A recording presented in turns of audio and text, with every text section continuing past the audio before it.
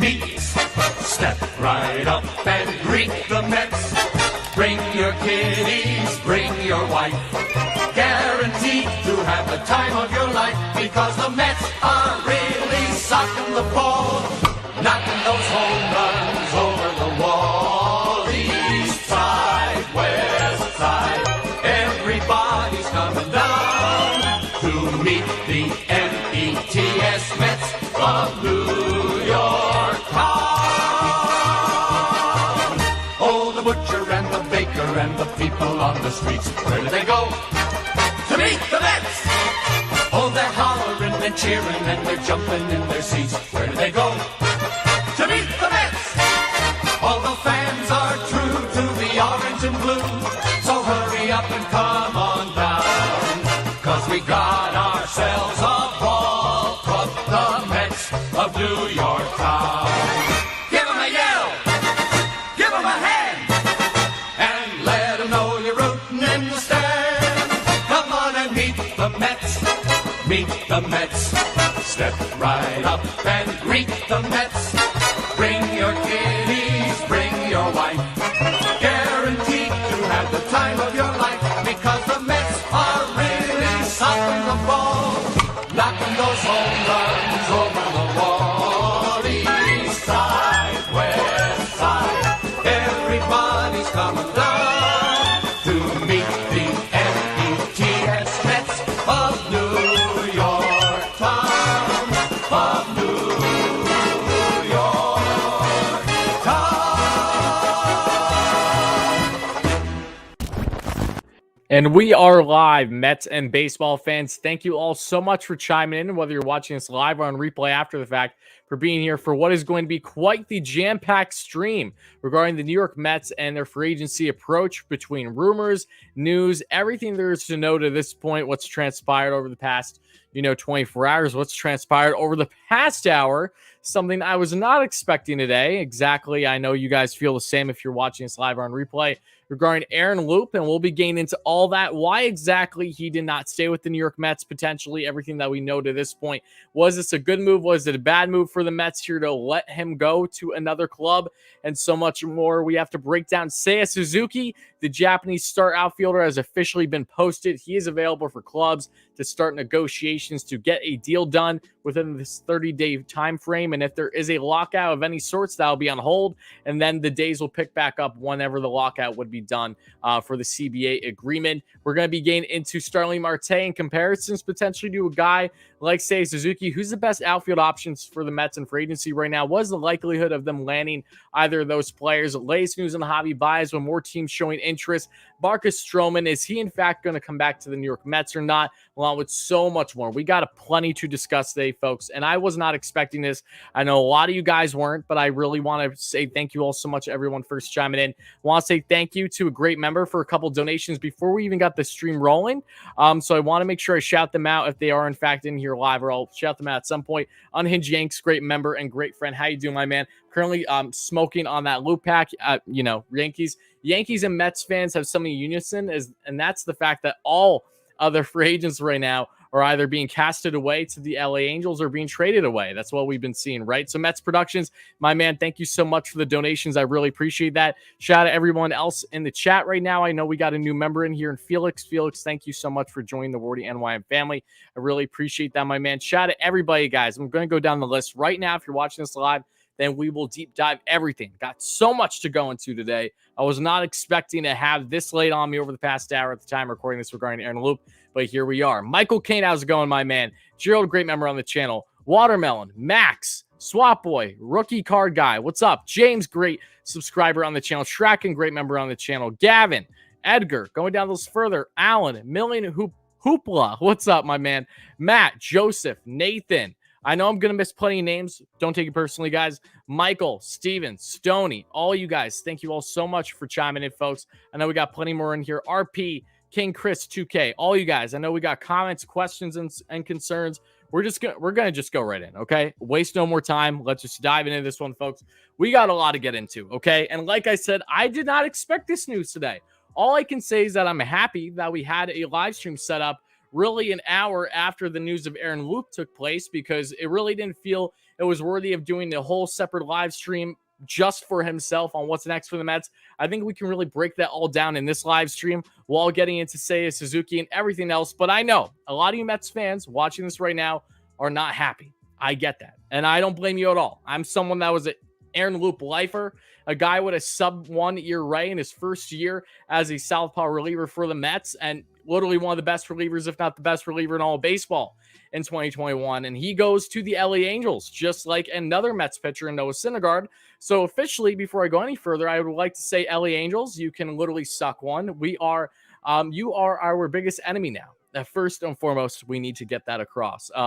Yes, Angels need to address their pitching. Yes, they're absolutely doing that. And yes, Aaron Loup was a really good pickup for them. But I'm going to get into why exactly the Mets potentially were not able to keep him here. Why exactly isn't as sky-falling type feeling as I know many of you Mets fans feel at this point in time.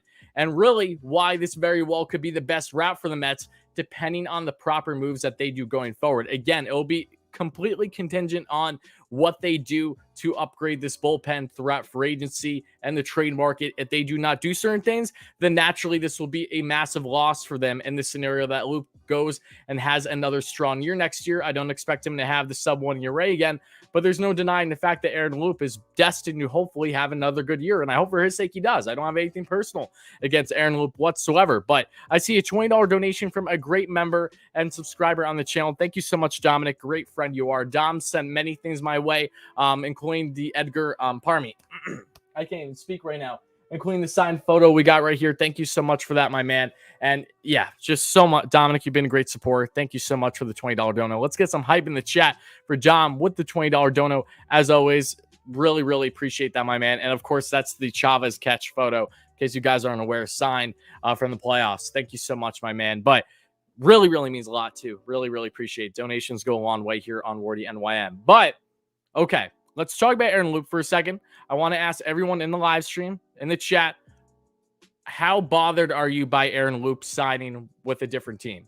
How bothered are you by the New York Mets not keeping Aaron Loup? That's the first thing I want to get a feel for in the live stream right now, so that way I know exactly the type of audience that I'm working with. So everybody, let me know in the chat, how do you feel about this? Are you really upset? Are you kind of upset? Do you understand? What is your thought process going on right now? Regardless of what it is, I want to hear it because I want us to really figure out together, really come to a conclusion as to why everything transpired the way it has from the information that we know, which is very little outside of speculation to this point. Scott H., a new member on the channel. Thank you so much for that, Scott. Happy to have you in here.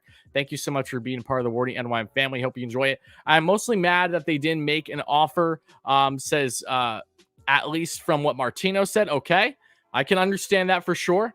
Loup is a snake. I don't think Loop's a snake. Huge Wilpon move. Okay. Again, I'm going to try to bring some separate takes from what you guys are feeling on this right now. And then we'll see if we'll reach in the middle. We'll see if you guys stay with your own stance. I stay with mine. Or maybe one of us will be wrong at some point, right? It could be various different reasons as to why this all transpired. You would have been that good 2 years in a row. I tend to agree with you. Happy for Loup. So am I, Tyler. I know that, Tyler, I'm pretty sure you're a Giants fan, though. So this doesn't really phase you. I want to get more of a feel of everybody in the chat, guys. Continue. Please talk you off a ledge. I think I'm going to be able to talk you off a ledge. And I don't think I'm going to be able to really tell you Mets fans how to feel emotionally. I really liked Aaron Loup. You know, Mr. Busch Light King himself, he was a great personality. It was so hard not to love that guy, especially after having this stellar year that he had for the Mets. Like, we're talking about an elite level reliever in his 1 year stint with the Mets. It was truly something special. He was utilized in every way known to man, between being an opener, between really being in the seventh inning, between even being, you know, later in the inning in the eighth. Really wasn't used as closer much, if at all, but a guy that was utilized in all different ways, and he flourished no matter the situation. I remember like it was yesterday, the first game for the Mets in which I was in attendance in. I think it was the first game of the year. I'm almost certain it was the second game in Philly in 2021. And Aaron Loup, I think he hit Bryce Harper with his first pitch thrown, and every Met fan was like, oh my God, here we go again. This guy's going to be a bum. Little did we know that would be by far one of Aaron Loup's like worst outings of his entire season with the New York Mets. Otherwise, he was pretty much stellar. So let's get into now why exactly this transpired. Jose with a $20 donation. Thank you so much for that, Jose. Hype in the chat for Jose. We really appreciate that, my man. And guys, help us get to 200 plus likes by the end of the stream. That's always appreciated, folks. If you're watching this live or in replay, thank you so much. Aaron Loup go really bites. He was our best bullpen arm. You know, yeah, you're absolutely right. There was no one better than Aaron Loup out of this bullpen in 2021. So I completely understand being upset about it. I find myself in that same category. So we're all in that same feeling together in unison. I agree. But again, thank you so much for the donation, Jose. Really, really appreciate it. Get some hype in the chat for my man. Okay, so now let's get into why did the Mets not re-sign Aaron Loup here? Okay, well, something that really became evident for me over the past month, especially with Aaron Loup and his market, was the pitching market has been expensive from a starting pitcher perspective. So you'd have to imagine with top name relievers, with Aaron Loup being one of them in free agency, especially being a southpaw, which are really hard to come by. Us Mets fans should know because they don't have any lefties. If you guys haven't been following along, they have jack squat when it comes to lefties, whether it's bullpen or rotation right now. Everyone's either hurt or they just don't have anyone available, right? But I really have been under the impression that while I definitely want Aaron Loup back, and we talked about it in a previous live stream and free agency live stream on if players would stay or go, that I really felt comfortable that Loup, there would be a solid chance he'd come back at the right price, though. There's something that's been looming about him, especially at the age of 33, coming off of an anomaly of a season. And regardless of your stance on Aaron Loup, it doesn't change the fact that this guy had a year that he's never even had remotely close to any other season in the league before. A sub-1 ERA, never even touched anything. The closest season, statistically, ERA-wise, that Aaron Loup has had in a year was the year prior with the shortened season, and that was a lot less outings. We're talking over 40 less, I believe right around, 40 less outings than 2021, in which he had a 2.52 ERA. After that, he had a 2.47 ERA, but in 69 innings pitched going all the way back to 2013. So, like most relievers, he's been very up and down. But the reason why the Angels were able to snag him was his contract. Now, I understand Loup, many of you believe, should have been deemed as a priority. And given the Mets' lack of southpaws, I completely understand you feeling that way. And I felt that way for a while. But after realizing what this kind of pitching market is going to be, both starting pitcher and free agent-wise, I understand why the Mets did not go down this route, because you're getting a guy on a 2-year deal, $17 million. It's $17 million guaranteed for a 33-year-old at $8.5 million per year. We're talking, this is in the range of a Jeurys Familia contract when Brady Van Wagenen signed him. We all knew how horrendous of a contract that was from the beginning, right? And it's different. Shouldn't compare the two because Loup is a far better pitcher right now and is deserving of this contract, but it's still an overpay. For me personally, evaluating even going into this market, I would not feel comfortable going for Aaron Loup on multiple years past $7 million. So you're talking almost a $2 million increase per year, and there's an even third-year option at $7.5 million for 2024, or it's a $2.5 million buyout. But at $17 million guaranteed, I don't blame the Mets here. And the reason why I say that is they have the money. For the people that are saying, oh, you know, this is so Wilpons, this is so cheap, I don't think this was a cheap move. Again, we're going to find out further details on the matter, exactly how much interest Loup had in returning. Let's not forget that just like Noah Syndergaard, right before the season ended, Aaron Loup made it abundantly clear that he would like to return. So for what it's worth, Aaron Loup was one of multiple players that through the New York Post, it wasn't the New York Post, it was through ESPN. I'm forgetting the writer's name. I apologize. Great guy. Came out with an article talking about the Mets players voicing the dysfunction that happened within the clubhouse in 2021.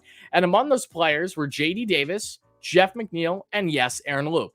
Now, whether that has a say at all with Aaron Loup maybe not having a comfortability with the team to a certain extent and wanting to return, could be. That's definitely a factor. Look, similar things can be said with Noah Syndergaard outside of him making more money. He didn't want to come back here for a reason, and you can only blame him so much given all the things that have been going awry with this team and making all these new hires and things of that nature. But going back to Aaron Loup now, the guy at 33, he's not going to have a sub-1 year rate in 2022, nor is he going to have that in the following year at the age 35. The Mets have money that they're working with, but it's how they allocate it at the end of the day. And what's going to be huge for them now in responding is that they make sure that they address this bullpen through free agency. And there's one name in particular that sticks out like a sore thumb. And that name is Andrew Chafin. Andrew Chafin, if you guys don't know, is someone that I heavily advocated for at the MLB trade deadline for the Mets to acquire. He was originally with the Chicago Cubs, had a dominant year, and then he was traded to, yes, the Oakland A's instead of potentially the Mets. I wanted the Mets to get a Chris Bryant and Andrew Chafin deal, and maybe a Zach Davies or whoever, when we were talking about trade packages at the time. But Andrew Chafin is on paper the best southpaw available through free agency. He's a couple years younger. He has a 1.5 ERA, 1.5 or so ERA, playing time with both the Cubs and the A's in 2021. Is a guy that, like Aaron Loup, hasn't necessarily been consistent in his career, but he clearly found something this past year. And yes, he's going to be expensive, but there's a guy that you have potential of getting more longevity out of on a multi-year deal. If you're really going to throw big bucks at a reliever, I feel myself more inclined to go down the Andrew Chafin route solely in hand with the fact of him being a couple years younger. You're looking at potentially, if you sign Chafin, to say a 2-year, maybe even 3-year deal. Maybe we'll just do an Aaron Loup deal again, but for Chafin, right? We're speaking hypothetically right now that you get him on 2 years. Maybe you have a 3rd-year option player or mutual option, whatever it would be. By the time that deal's done, the guy's the same age as Aaron Loup. So you have to put things in perspective here. Again, I would have loved to see Loup back with this team, and it sucks that he's with the Angels. Angels are enemy number one. We made that abundantly clear. It really, really does suck to see him gone. But the point being is that if the Mets simply counter the way that they physically can, dollar-wise, it all makes up for it in the end. If they make other significant moves, that they are so zoned in on starting pitching as it is, they're zoned in on other options, whether it's the outfield or even guys on the infield like Javi Baez and others. As long as they make these moves, especially to help shore up this bullpen, none of us are going to be complaining about the Aaron Loup contract at the end of the day, because for one, it's already an overpayment from the Angels. And to be quite honest with you, the Mets are in a spot right now where you have to wonder how much was Aaron Loup's success in 2021 contingent on his performance alone versus how the Mets got him there. Let's not forget the kind of analytics group that the Mets built over the past year, going from 6 upwards of 30 now. Look at the Tampa Bay Rays. Look at how they've been able to gel players year after year after year off a waiver claim, off a reclamation project. It doesn't matter what it is. They make things happen every single year, especially on the reliever front, just really making guys have a new career or start a career that you never would have expected. And the Mets are finding themselves more and more in that category, and I expect them to have more faith than I think a lot of you Mets fans are really understanding or believing that they will in their pitching staff and going into really how to use their advanced numbers and developing talent pitching-wise. I think that's something that they're going to be heavy doing. We see the LA Dodgers, another prime example of doing just that with their bullpen that's literally lights out year after year after year. We're picking up guys that really were castaways from other teams and getting the best out of them. I think a perfect example is a guy like Blake Trinan. He's an absolute stud. My favorite reliever in the league, when you're talking about just movement alone, the guy's absolutely disgusting. Vesia, the southpaw, who really came out of nowhere. Those are prime examples. So I think the Mets are going to be smart about how they're allocating their money. They have a plethora of it. We're aware of that. But for everyone that's thinking the sky's falling here with Aaron Loup going to the LA Angels on this contract especially, I really does feel like that there's a great situation where the Mets can benefit from not having this happen in the end. And again, we'll see. Time is always going to tell on this one. So trust me when I say that the Mets do not address this bullpen and they clearly are lacking a southpaw to start the season, I'm going to be drilling down their throat just as much as you guys will. So as of now, I'm going to say, hold the line. Don't jump over that ledge. I think we have plenty of time to get everything sorted out here. But naturally, I am still upset as a Mets fan who loved Aaron Loup and loved how great he was in 2021. He'll be no longer with the club. So that's my overall take at this point in time. I want to address some things in the chat right now before we go further. David Ireland, new member on the channel. Thank you so much for the membership, my man. Hype in the chat for David. Great new member on the channel. Really, really appreciate that, my man. Hype in the chat for him. Appreciate everyone else's support. Did we hit 10K on the subs? My goodness, I'm losing track of speaking right now. Did we hit 10K at the channel, folks? Wow, we hit 10,000 subscribers. I had a feeling we were going to hit it today. That is absolutely insane. I'd like to say thank you all so much, every single one of you. We're going to be doing a special video, hopefully on the channel tomorrow, if not the following day. That's in hand with the number 10. So I think you guys could get a pretty quick idea as to the type of topic of a video I'll be doing. But we will also be doing a big giveaway on the channel this week because of this. I'm not sure exactly on the day yet, so keep those notifications on. I just want to thank you all so much for 10,000 subscribers. we have been on the channel for almost a year now. December 5th, exactly, when Trevor May signed with the New York Mets a year ago, is when we did our first video on WardyNYM. I never would have thought that I'd be in the position that I am today. And it's all because of you guys. So from the bottom of my heart, please know how much I love it. Appreciate every single one of you. Thank you all so much for 10,000 subscribers. Thank you all so much for being a part of this entire ride. We're just getting started. Let's get a 20K now. Let's continue growing. Let's make great things happen. I cannot wait for what the next year is in store, this winter in particular. Just thank you from the bottom of my heart, every single one of you, for subscribing, supporting, commenting, all that stuff. Again, none of this would be possible if it wasn't for any of you. Every single one of you has a special place in my heart. Trust me when I say that. I recognize all you guys with every single thing that you guys make note of on the channel, comments during the live stream, just being supportive, always liking, going out your way. The amount of times that I've had people reach out to me and say that, oh, Tyler, I'm sorry that I wasn't able to make it for a stream, or I'm sorry I missed the video at first. Just the fact that you guys are apologetic just warms my heart, because you do not have to feel apologetic for anything, but it just shows how much we've grown this community together and how much we really appreciate each other. So know that it's likewise. I feel the exact same way about each and every one of you. Going to every single Mets game that I've been to this year, getting recognized by numerous people taking photos with me, just wanting to have conversations and really appreciating what I'm doing.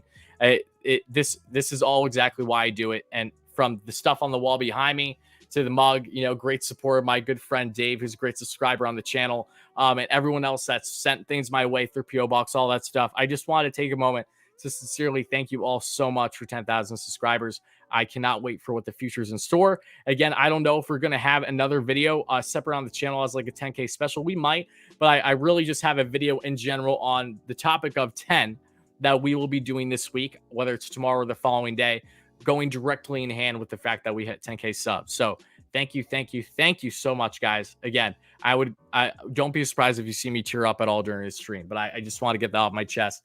I want to thank everyone all so much in the chat right now that's watching this live or in replay for all the kind words. Julio with the $5 donation. Worry for the manager's position. There we go. I like the way you think, Julio. I would be horrendous. Everyone would turn on me quicker than they turn on Louis Rojas. But no less, I really appreciate the donation. Thank you so much for that, Julio. Really, really does mean a lot. Kyle, thank you for the kind words. Everybody, thank you for the kind words. I'll get away from the sob story now. Just know that, it's really appreciated. All jokes aside, cannot begin to tell you guys. But let's pivot now, folks. Any final comments? Any final concerns that we want to give about Aaron Loup?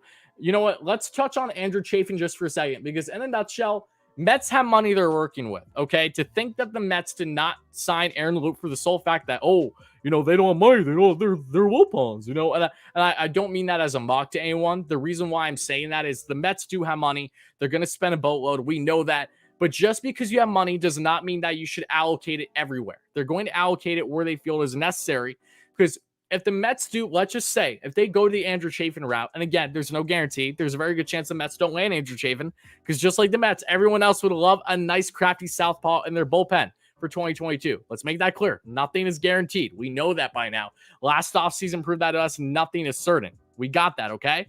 But if the Mets do sign a guy like Andrew Chafin, that is going to make everyone forget about Aaron Loup. The Mets go down the trade route potentially to help upgrade this bullpen. Everyone's gonna forget about Aaron Loup. And I mean forget in the sense of losing him, not in the sense of what he brought, because we all love and appreciate Aaron Loup. He will go down in Mets history as one of the best Mets to do it in just 1 year. Literally, it's hard to top what Aaron Loup did as a reliever in 1 year with the Mets. Love the guy. Wish him nothing but the best in LA. He got that bag. Good for him. You know how much Busch Light he's going to be able to drink now? That he's got out a 17 mil guaranteed. This man, maybe he's going to upgrade. I don't know. Maybe it's like a Corona Modelo, I'm not trying to get in a beer debate here. I'm just saying, maybe he's going to go on the Stella route, feeling a little fancy. Got a couple more bucks that he's used to in his career, to put it lightly. But all jokes aside, I wanted to touch on Andrew Chafin here, folks, because Chafin had a monster year, and it continued when he went from Chicago to Oakland. So let's touch on this real quick. I want to go to Baseball Savant, because like Aaron Loup, who has great Baseball Savant numbers in 2021, so does Andrew Chafin. This guy, in the percentiles-wise, was an absolute stud.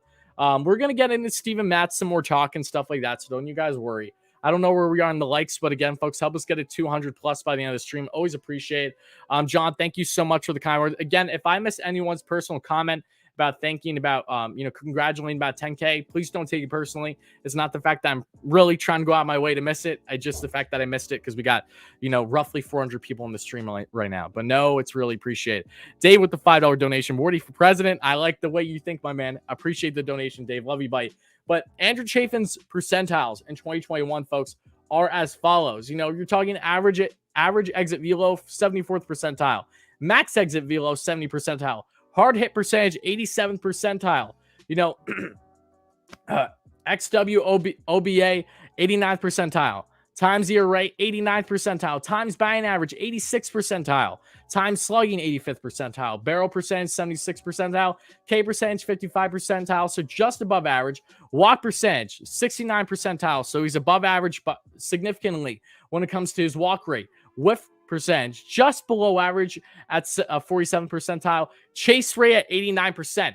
Andrew Chafin is getting people chasing like no tomorrow. This is a guy that's nasty, had a dominant year, and by no means does he have fastball velo or anything like that. His breaking pitches are just simply disgusting. We go further, he's got the sinker, four-seam slider, and changeup, quad that he's working with. When we're looking at strikeouts in 2021 for Andrew Chafin, out of these pitches, his go-to was his slider. That was a nasty thing. He only threw his changeup once, might I add, in 2021. So he was actually only working with 3 pitches this past year. Andrew Chafin, 44 strikeouts and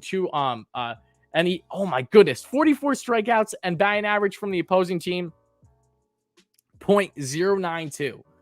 When you're talking about his four-seam fastball, batting average, .176. And the sinker, 265. So that's something that he needs to shore up, but sinker, he throws the most. Slider is his wipeout slider that just gets everyone chasing. So awesome stuff to see by Andrew Chafin. Again, there are plenty of other relievers available, but when I think of just off the top of my head, southpaws, the Mets need to shore up in this bullpen now.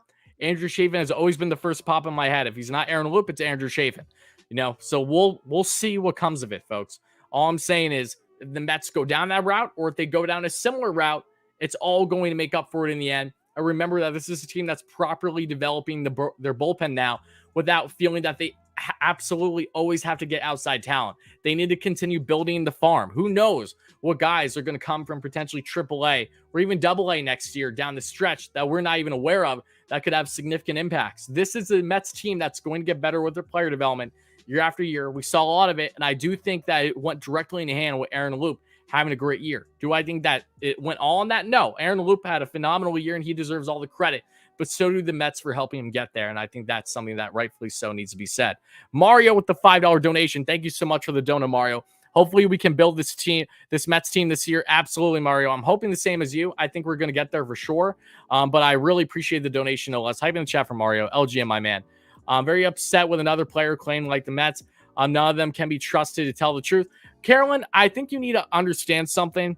Aaron Loup seemed like he really enjoyed his time with the Mets, but you know what he enjoys a lot more? Getting a payday that, one, is more than what his value is, and two, something that he's never even had before. Aaron Loup has never even sniffed $17 million guaranteed in his career. By all means, 100% makes sense for him to go down that route. Noah Syndergaard even. Noah got it $2.6 million more dollars. Okay, I know that's frustrating us Mets fans, but let's remember that's a lot of money. It shouldn't be surprising that players naturally are going to be drawn to more money. That's usually how the market works. Doesn't mean that they didn't enjoy their time in Queens. Doesn't mean that they didn't want to return, but money talks. The Mets aren't even going to give an offer, let alone a contract even like half as worth as what the Angels offered. You can't blame that player then to want to go there. Money talks at the end of the day. Again, it doesn't go in hand with every player, but it goes in hand with most players, especially if you hit free agency. You know damn well what you're doing. You're probably looking for a payday, and all the power to you. That's part of the game baseball. Players wait their entire career to do this. Michael Conforto is a great example of that as to why it looks like that Michael probably won't return with the Mets, and which kills me as a Mets fan, as a Michael Conforto lifer that loves that man more than anything. That man wants a long-term contract now. Okay, if he gets that somewhere else, all the power to him. That's what he wants. You guys got to understand that.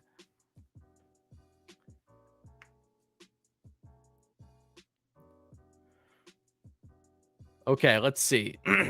Okay, folks, let's get into All right, is everyone ready? Are we ready? Let's get into the starting pitching market. Okay, if you guys are ready to get into the starting pitching market, we're going to touch on it a little bit briefly because stuff transpired today on how quick this starting pitching market is going. So if you guys are ready in the chat, if you're watching this live, let's pivot to the starting pitching market. Give me a thumbs up or give me a yes if you guys are ready to transition from Aaron Loup to starting pitchers now. And then, of course, a big bulk of the conversation in today's live stream will be on, yes, Seiya Suzuki. We'll be getting to him shortly. Don't worry.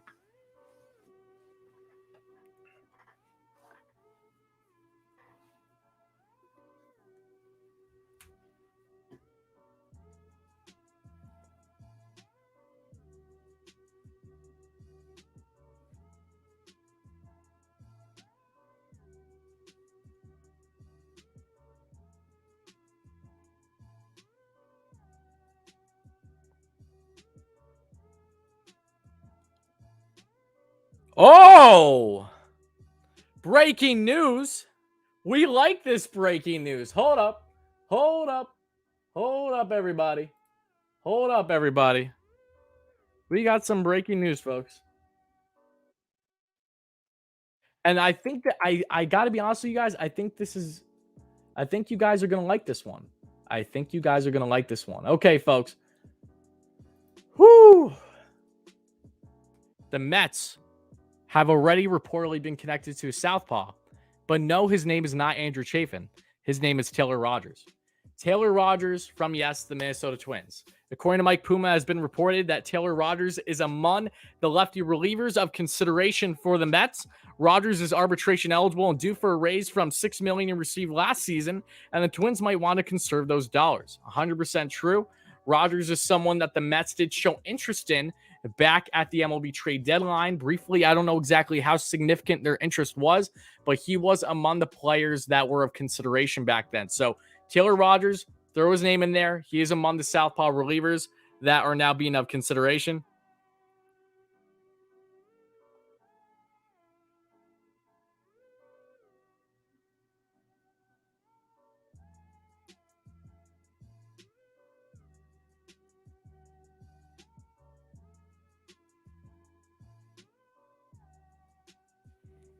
Okay, another Hefner guy I am in. Yes, that's a great. I'm so glad you brought that up. Hype in the chat. Yes, I like that a lot. If you guys don't know Jeremy Hefner, of course, originally with the Minnesota Twins and knows Rogers well during his time when they, of course, were together in Minnesota. And you have to keep in mind, too, Twins are in a really odd situation, especially with Byron Buxton.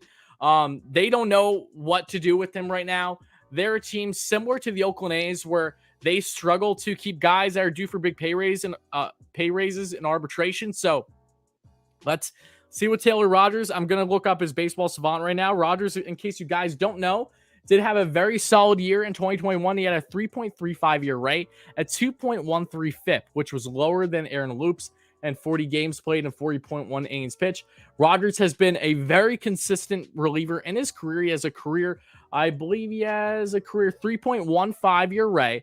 And 2020, and only, in 2020, he had a 4 ERA, but that was a little bit of an anomaly of a year, including a 2.84 FIP, so still very solid FIP, and only 20 appearances. In 2019, in roughly 70 innings, he had a 2.6 ERA. The year before that, 2.63, 307, 396. So yes, more consistency on the forefront with someone like Taylor Rogers already versus someone like Aaron Loup, who is also 3 years younger. So actually more like 2 years younger because he's going to be 31 in a month. But yes, very, very intrigued by that. Like that a lot. Let's go. All right. That's good news. Let me just pull up real quick, folks.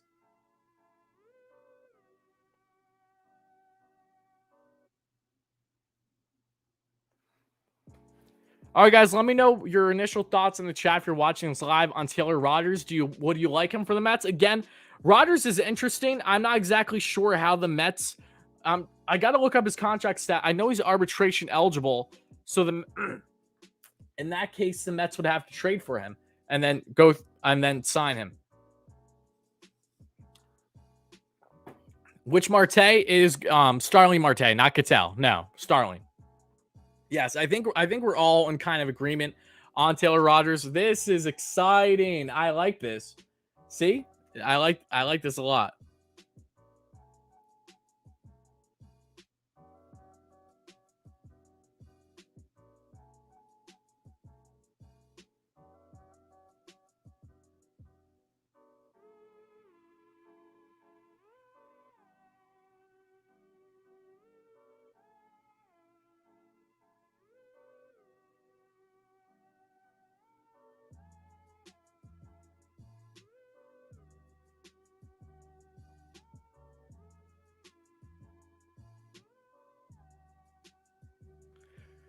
Okay. Mats is making a decision on Wednesday. Ooh, okay. Yeah, the Mets are among numerous teams in on Mats. I'm perfectly fine if the Mets don't land Mats. We'll be getting into that in a second. I just want to throw up, not throw up. I want to pull up Taylor Rogers' numbers here.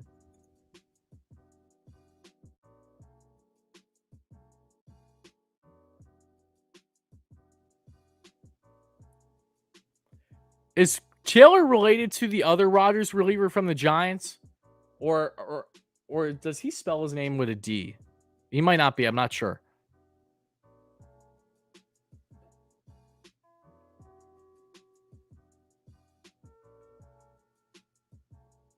Oh, okay. Rogers has that 1-2 combo just like Jeurys Familia, but this guy's a lot better than Jeurys Familia. He's got a heater that on average is sitting 96 miles per hour, can touch higher than that, obviously. And he's got a nice slider at 84 miles per hour, and that's his strikeout pitch. He throws a slider more than his sinker from 2021. 34 strikeouts on a slider, opponent batting average 256, on the sinker 237. Yes, Rogers would be quite a good fit. This is actually pretty sick. I'm really happy that there's already a report, literally an hour and a half after losing Aaron Loup, that yes, the Mets are already showing interest in a southpaw that, on paper, would gives you more stability than what Aaron Loup has done in his career, especially a guy who's over 2 years younger than Aaron Loup.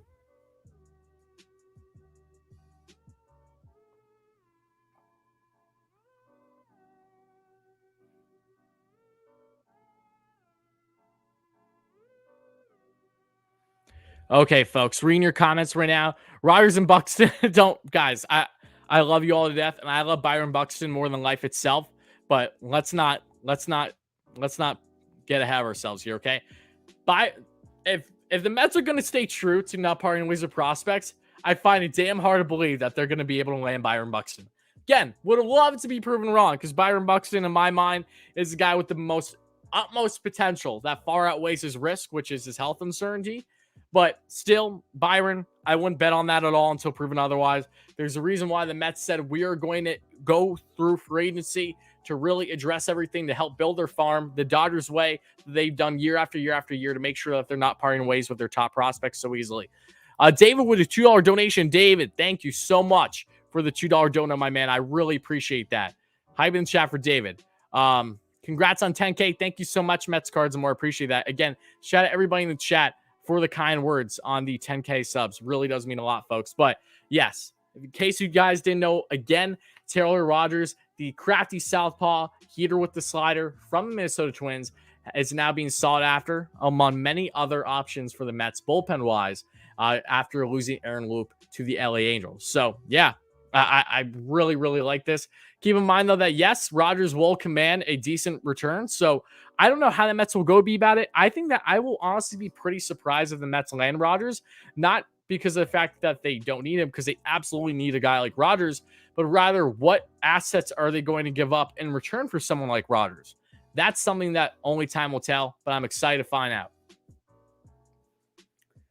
Yes, kids today. Yes, I love Byron more than life itself, and I don't care. Albino, what's up, my man? Thank you for chiming in. But folks, let's get into the starting pitching market because a lot transpired today. Okay, San Francisco Giants doing some dirty work early. They are not stopped. The San Francisco Giants are not operating like a club that thought 2021 was an anomaly of a season. They are operating like a club that looks to 100% be back, be the best team in the league in 2022. What did they do? Oh, they got Alex Wood. They got Anthony DeSclafani. And they have Kevin Gausman. Three huge pieces of their rotation from this past year. All free agents. What did they do today? they signed 2 of those 3 already. Anthony DeSclafani signed to a 3-year, I believe, $36 million contract for the right-hander. Had a very solid season. Dealt with some injuries, but otherwise did good. Alex Wood, I think it's confirmed now, a 2-year deal heading back to the San Francisco Giants. These were 2 guys that were, in fact, qualifying offer candidates. The Giants did not offer qualifying offers to either of these guys, but instead they signed them to multi-year deals. And now Kevin Gausman is that last big fish for them. And Gausman, I don't necessarily know if he's going to return to San Francisco or not. I think he's going to have a huge market, so he might not. But they already have slimmed up, not significantly, but a good chunk of the starting pitching market that is working fast. So you already lose Wood on a potential fit that would, in my mind, be a very, no pun intended, a very solid option, southpaw for the back of your rotation. So that way you at least have one lefty in there, right? Then you look at also Alex Cobb, a guy who really underrated. I know my good friend Jolly Olive and James Shiano for the Mets Up podcast, both heavy advocates that Alex Cobb's going to have a really good year next year. Was with the Angels this past year.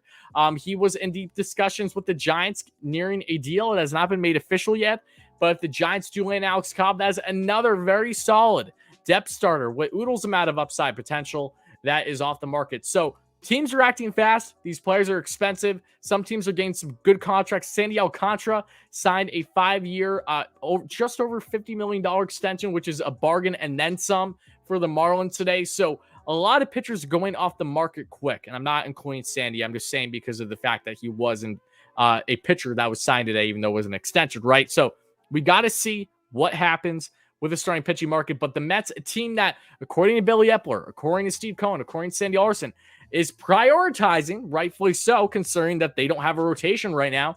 They need to act fast. Is that acting fast? Is that first move going to be a Steven Matz reunion? Personally, I don't really see.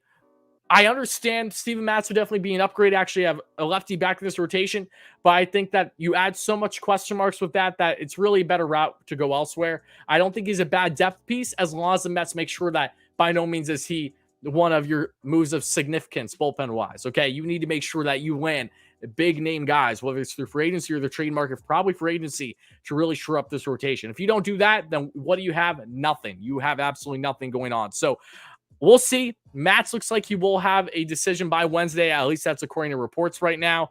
I don't know. I feel okay with Matz depending on what they do. And I don't feel okay with Matz depending on what they do. So in a nutshell, it all depends on what the Mets do after a Matz signing in that hypothetical, because they have shown interest just like plenty of other teams have too. So there's a lot of pitchers that are already coming off the market. Justin Rearlander, we know, went back to the Astros. Yankees offered a 1-year, I think $25 million contract, but no, he went for basically $50 million guaranteed to the Astros because I think it's a player option after year 2 on that deal. So a lot of pitchers going fast. Mets need to act up on it, and they really want to make sure that they get as good of a rotation as they could hope for in 2022 and beyond. So before we go any further, I want to know everyone's thoughts at the moment here in the chat, folks. How do you feel about the starting pitching market at this point? Has absolutely been dominated than anything else. Starting pitchers are leading the way. Pitchers in general are costing a boatload, and teams are signing them quick. We have a CBA that is up December 2nd. Are the Mets going to make moves before then? You have to believe that there's a sense of urgency now as further reports are coming out for players that they are interested in. Taylor Rogers being the latest, the southpaw from the Twins, that being the reliever. So everybody, let me know in the chat, how do you feel right now at this point in time about the pitching market? What do you think will be potentially the first move for the Mets pitching-wise? Will it be Steven Matz? Will it be someone else? Let me know how you're feeling at this moment. Mama Worm, thank you for chiming in. Appreciate that. Gabe with the $10 donation. Hype in the chat for Gabe. Thank you so much for the donation, my man. Hope you're doing well. Again, hype in the chat for Gabe. Absolute beauty. Appreciate the support, guys. Would I like this Matz, Greinke, Gray starting? No, I would not like that at all. I don't think that does enough for you personally, because that means that Marcus Stroman is coming back, and I don't feel content with a rotation that your top 2 is DeGrom and Greinke. I would love Greinke, but I wouldn't want Greinke as my number 2.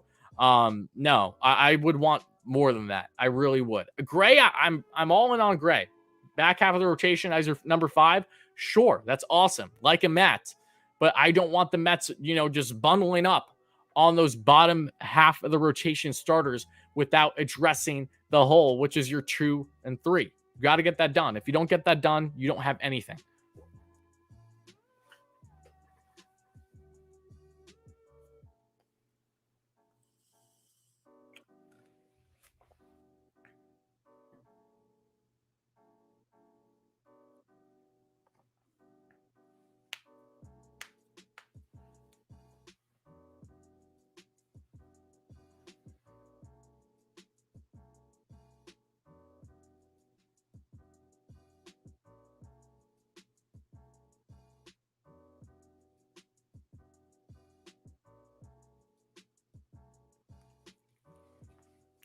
Not crazy about Stroman. What about Robbie Ray? Okay. We'll get to all of them. Well, okay. Do you guys? Let's just talk about Stroman now, right? Let's really. I guess we'll just cap things off on the stream. We'll go a heavy segment on Seiya Suzuki for one of the final talking points before we get into this full Q&A. I know there's a lot of things on Stroman. I understand that. I 100% do. There's no denying, however, how reliable Marcus Stroman has been in his career and how reliable he is to the Mets. I do not think he's someone that the Mets should just brush off and have no desire in returning. I think that would be absolutely foolish for a guy that's been, again, one of the most reliable starters in the game. And yeah, the Mets absolutely need to prioritize him, but are the Mets going to be able to land him or not? There's a huge question mark, and we've been saying it time and time again if Stroman would like to return to this team. Stro has his way of words. I think far worse than good. And, I think Stro definitely gets ahead of himself on social media and definitely comes off in the manner of, at times, definitely no shot at returning the Mets. Other times, yeah, there is a shot. Tells you that you really shouldn't put too much stock into Twitter and social media as it is, because that doesn't prove anything until we know there's an official move, signing, trade made, whatever it is, right? But Stro, there's no denying the impact that he's had on his club. He was the most reliable pitcher for the Mets in 2021. Yes, more reliable than Jacob deGrom because Jake unfortunately couldn't stay healthy. And they needed Stro down the stretch, and he brought it every single fifth day. Now, Stroman, given the pitching market, he's going to look for the bag. He's probably looking at a 5-year, potentially a 5-year, 110, 115, maybe even 120 million. 6 years, pushing 125, 130.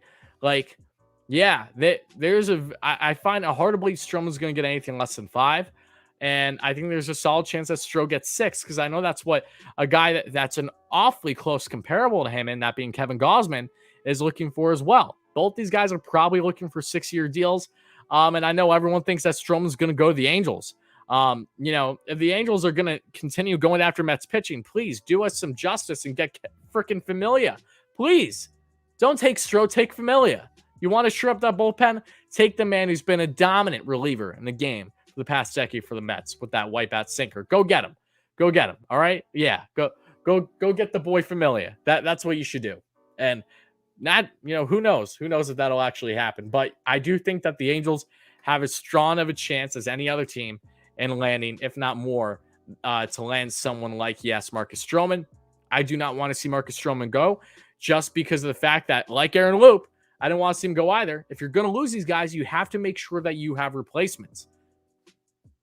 Until we get those news reports of the Mets signing or trading for whoever, we don't know.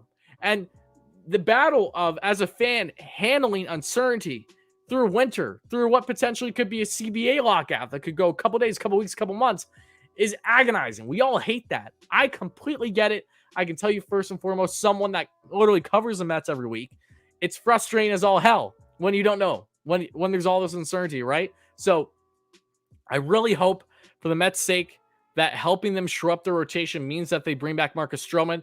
On performance alone, he has proven what he can bring the Mets. There's no denying that. And I do think that he would benefit from an infield still led by Francisco Lindor. Javi Baez, if he does in fact return, that we'll be getting into in a second. Potentially a better third baseman. You have to think that you're going to have a better third baseman than Jonathan Villar and J.D. Davis next season. I find it really hard to believe you're not going to. And the Mets have made it known they would like to address that position rather significantly this offseason. Again, we're going to see how that all plays out. But to really wrap things up on Marcus Stroman talk alone, Stro's proven himself. He's deserving of a bag. Will the Mets be the one to throw it at him? Or will the Mets be a team that loses Stroman, not just because of his price point per se, but because of his lack of interest in returning, I think that's actually fairly realistic. I think if you're looking at a guy like Marcus Stroman, I think that there's more of a reality of him not returning based on him not wanting to return versus necessarily him being thrown the same contract by the Mets as, say, the Angels or something. Something that I did not expect with Noah Syndergaard and his decision-making is something that I kind of do expect with Marcus Stroman. We're going to see what holds true in the end. Again, a lot of uncertainty on the Stroman front, but there are a lot of teams in on him too. He's going to be looking for the bag, and I do expect him to go to the highest bidder. And for his sake, rightfully so. If I'm a free agent and my priority number one is really getting the biggest payday, then hell yeah, I'm doing that exact same thing. That's just how the business is in baseball with free agency a lot of the times, especially potentially with a guy like Stroh. But all right, folks, it's that time. It is that time to talk about the man who was officially posted today. That man is none other than Seiya Suzuki. And Seiya Suzuki is someone that we talked about on the channel previously. Make sure to check that video out. We're getting north of 10,000 views on that one. Thank you so much for that. Make sure to watch it on the Mets scouted Seiya Suzuki, according to Michael Mayer, over the past week. The Mets have shown interest over the past 24 hours. We've seen further reports that the Mets are among numerous teams, probably at least half the league. I'd assume 15 plus teams will potentially be in on Suzuki, maybe less, maybe more. Suzuki's the best player from Japan that we can probably all agree on since Shohei Ohtani, especially when it comes to a pure raw hitter. Seiya Suzuki is another level from a Ha-Seong Kim, the infielder that was signed by the Padres last offseason, who had an underwhelming first year in the MLB, to put it lightly. Someone that the Mets were connected to, but did not have heavy significance in landing. Billy Epler, who is the reason why Shohei Ohtani is an LA Angel, now has a chance to work his magic again in international free agency. And really what the question lies for someone like Seiya Suzuki, who has until December 22nd to sign a deal. There's a 30-day negotiation period that we've discussed already, right? Now, again, as I said in the beginning of the stream, if there is a lockout that transpires for someone like Seiya Suzuki, he is then on freeze. Just like any other free agent in the market, you cannot sign him. But once that potential lockout is over with, he is then active, available to be signed up until how many days he has left. Now, is there a chance that Suzuki could sign before a potential lockout? Yes. Would that be awesome? Yes. Would it be sick if he landed with the Mets? I think yes. And really, outside the video that we broke down already on what makes Suzuki just such a great fit is for a guy that, yes, I completely understand the natural risk with someone that is coming from the Nippon Pro Baseball League, that is coming from just, quite frankly, a separate league from the MLB. That is not the same talent level. There's always risk involved.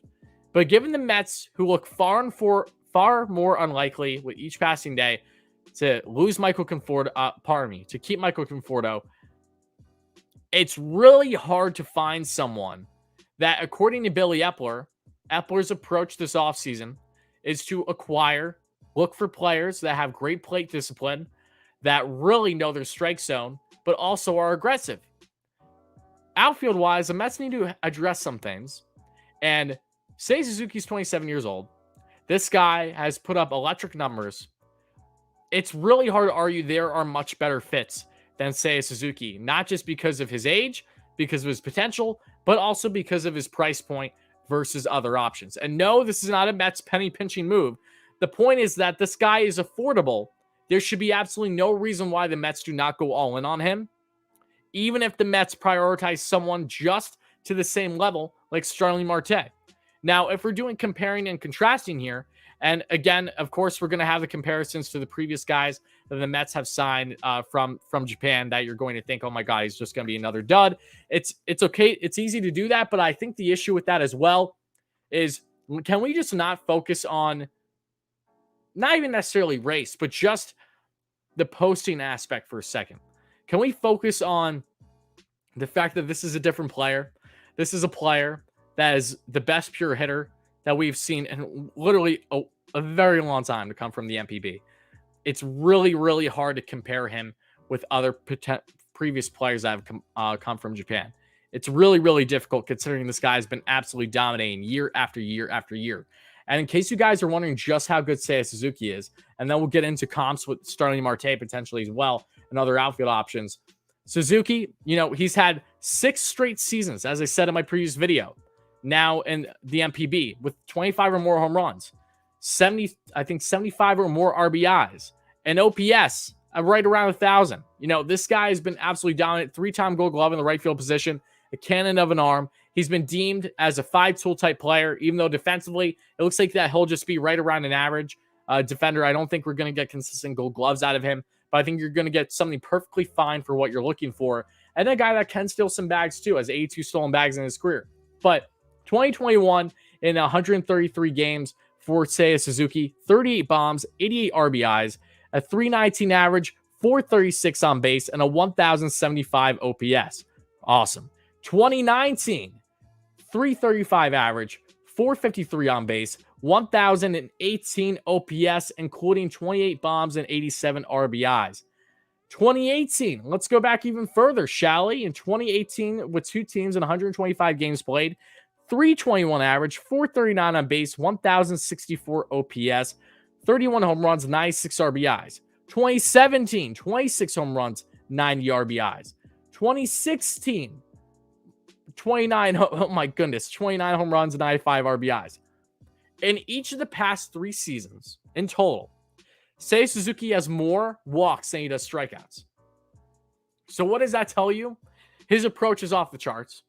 And we're going to see how he transitions to the MLB level. That's going to always be the biggest question mark with someone like him. I'm 100% aware of that. But awfully similar to how we talked about guys like Byron Buxton on the channel, someone that I've always been a heavy advocate of.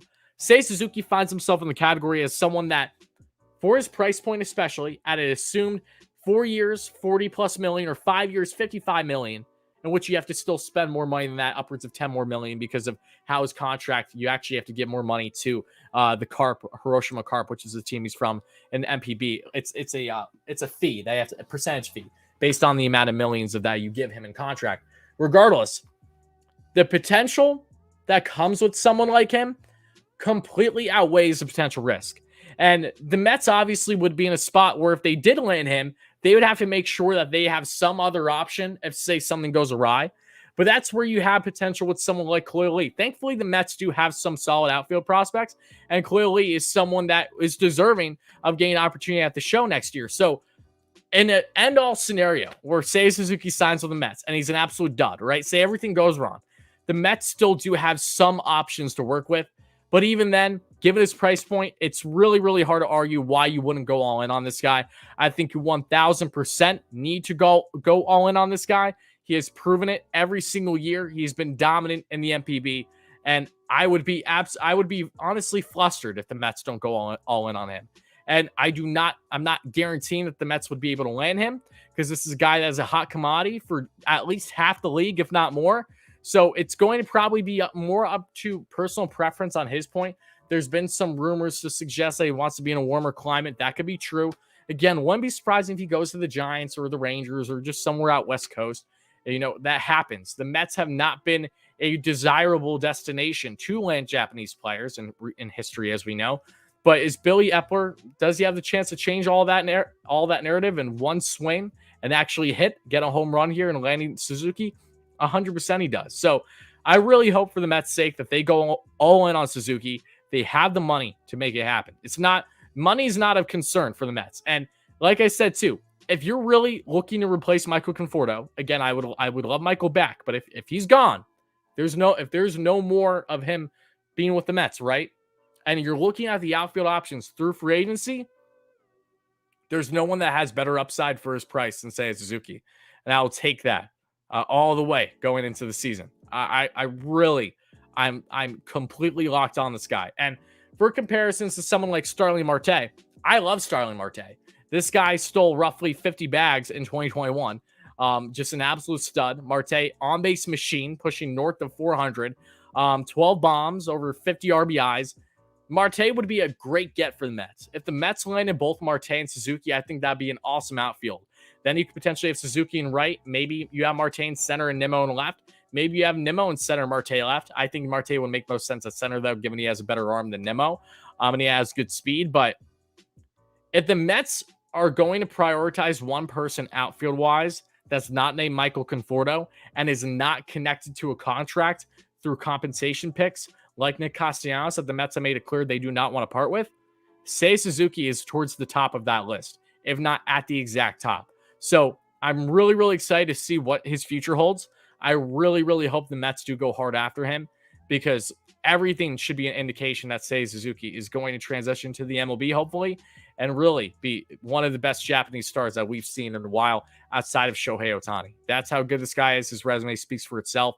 And stay tuned because good friend Jolly Olive will have a complete video further breaking down his game more than I did because we talked about him in a smaller video on the channel recently. So if you want to get a crazier breakdown on player comps as well, in comparison to former, big name players that have been posted from the MPB in general that are coming to the States and how they fared versus how Suzuki has to this point of their careers, make sure to check out his video. I think it's dropping at noon tomorrow, he said. So, yeah, hype train on Seiya Suzuki. I'm all in. I just can't stress that enough. I think that this is the 1,000% the type of guy the Mets need to prioritize this offseason. And that price point is just beautiful. Absolutely beautiful. Yes, there's risks involved if you have to go upwards of 5 years for him. But again, it's a guy that for his price, regardless on what the outcome is, you can handle that contract. We're talking about a Mets team that's fully prepared and ready to still eat 2 more years of that Cano contract with him potentially not having any significant impact on all on this roster. Yes, there's someone to take a risk on right now. It's Seiya Suzuki, and if you're wondering, oh, that'd be foolish, there's a reason why the majority of the league feels the exact same way that I do right now. Go after him, get it done, hoping for the best. Won't be surprised if the Mets don't land him. All I hope is that the Mets don't land him, it's not because of a lack of effort, but rather a personal preference. And in that scenario, a selling job can only do you so much. So we're going to see what happens. And yes, we did talk about Taylor Rogers in the live stream, Christian. I appreciate you letting me know in the chat, though. Thank you. And shout out everybody in the chat for the further thank you on 10K subs. Really, really does mean a lot, folks. Again, thank you for the support. Help us get it over 200 likes, too. We get a 300 likes by the end of the stream. That really mean a lot. I don't know where we are in the like count, though. I know that the dislike button has officially changed, too, which I don't like. Now it doesn't show you the count for the dislikes if you're a viewer. Clickbaiting is going to be at an all-time high, so I just want to fair warn everyone also that watches me and maybe watches other channels. Yeah, we all know that there are content creators out there, not just in the baseball community, but in all communities that love to clickbait. So I'm just fair warning everyone. Do not believe the first thing that you see. There's going to be a lot of clickbaiting by certain content creators this offseason. So I just really want to make sure that everyone is aware of that because it's not good. And I really, really don't appreciate it. I will not be one of those, but yeah, definitely keep your eye out. That dislike button is going to benefit people that just love to be snobs and really just do anything for clicks desperately. So just keep that in mind, folks. But let's get on. What is everyone's initial take here on Seiya Suzuki? Do you think that he should be prioritized for the Mets now that he is officially posted and an MLB free agent? Do you think he's the best outfield option for the Mets? Let me know that as well. Because if we take a look at Starling Marte, look, Marte's had a great career. I'm not denying that. But Marte is looking for a 3-4 year contract. That's right around the range that Suzuki is. And while I would love the Mets to land both, whether they prioritize both or not is a different story.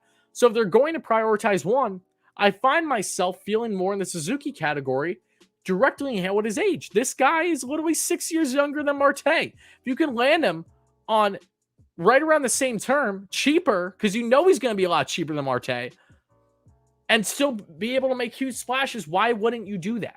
That's just my take right now. Again, I would love Marte. I'd love Suzuki. I'd love them both. My point is that if I personally had to pick between the two on what gives you potential more upside, it's Suzuki. It really is. And this is someone who really wants Marte on the Mets. So keep that in mind. We don't know who's playing outfield besides Nimmo. That's correct.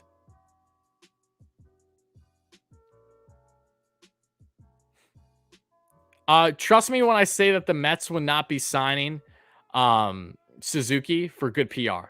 Yes, it would bring good PR, but that's not the reason why you sign Seiya Suzuki. I assure you that one. I don't think Nimmo's going to get traded, tracking.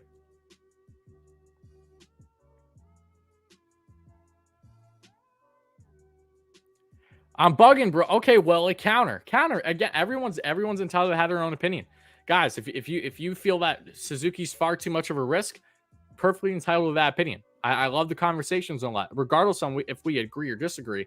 I still want to know what your opinion is. That's important to me. I thoroughly enjoy having these conversations. Suzuki does make great sense from a business standpoint, and especially for what the Mets are like, what criteria they're looking for in the outfield. He really does check off every box outside of MLB experience. That's the only thing he doesn't have. And yes, that is important. Let's not act like it isn't. I know he is, Tim. So I think the Mets will look into Buxton again. If they strike out on free agent outfield options, then yes, I think that they will get desperate and look in the trade market then. I don't think that they will prioritize it first, however. Will Suzuki sign before December? Great question. I think there's a decent chance, but I wouldn't bet on it right now. It all depends on how quick his market picks up this week, you know? Suzuki, Bryant, Iglesias, and Trevor Buxton. Buxton, very unlikely right now because the assets you have to give up. Not impossible, but beyond unlikely right now. As unfortunate as it is to say. Iglesias isn't happening because there's a compensation pick tied to him. The Mets are by no means going to give up a first-round pick for a reliever. Promise you that will not happen. And if it does happen, then by all means, come back and smack me in the face left and right because I've been proven wrong. But I will stand by that until proven otherwise. No, all in on Correa. I would love Correa, but there's been nothing to indicate that the Mets will be heavy in on Correa, given what their priorities are right now, which is starting pitching market. I would love Correa at third base, and I know that there's uncertainties with Correa because the Yankees don't look like they're necessarily going for a big name shortstop like Correa range, and there's uncertainties now with the Tigers that they might not be going down that round. They're actually interested in a Javi Baez type signing. That's why we have many teams in on Baez right now, not just the Red Sox as well being a latest team, but the Tigers have been connected to him too. Correa, I still think Correa is destined to land with Detroit, but I would love him on the Mets. I don't see it happening, however. I think that's just as unlikely as any other, pipe dream type thing that we would hope for, if not towards the most unlikely. You want Bryant for third base? I would be in favor of Bryant at third base, yes. Would I be willing to give up a pick for Castellanos? Personally, I would. But there's definitely a decent amount of risk with that. And I feel the Mets will not be in on him. And yes, we lost Loup. Ravens, we went over it all. So I highly suggest going back to the beginning of the live stream so you can get all the deets. There's a lot transpired in regards to that. Will Citi Field's dimensions have an effect on Suzuki's power numbers? It definitely will. But I don't think it has as much to do with Citi Field as it does with just transitioning to the MLB level. I think the Citi Field aspect is just one of numerous problems that arise with players that come from the MPB to the MLB, which is usually fastball velocity as well. They don't consistently see guys pumping upwards of 100 like it's nothing, whether you're a starter or reliever. Buxton and Rogers would be fantastic.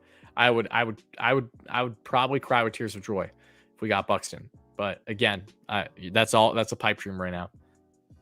Which A's starter has the highest upside? Highest upside, I'd probably say I'd almost go Frankie Montas because Montas has a favorable contract. Still he has more control on his contract. Is younger than all of them.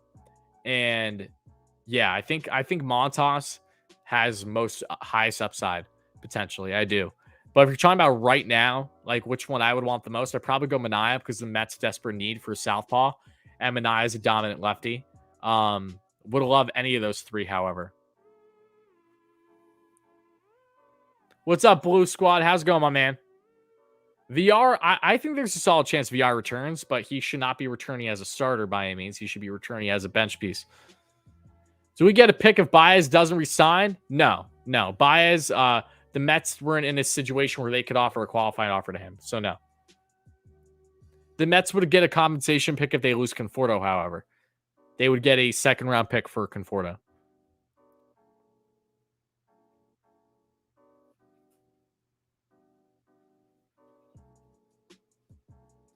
The Mets will not get draft picks for if Stroman goes elsewhere, because Stroman is from a qualifying offer from last year, not this year.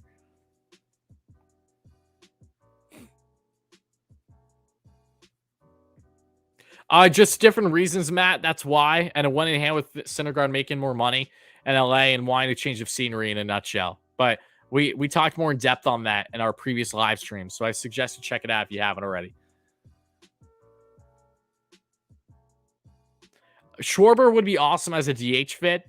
I think that there's actually a solid chance he goes back to the Red Sox or the Phillies. I really hope he doesn't go to the NL East, though, because he's going to murder the Mets again. The man hit 10 home runs against the Mets last year. I don't need that in my life again, at least not as often.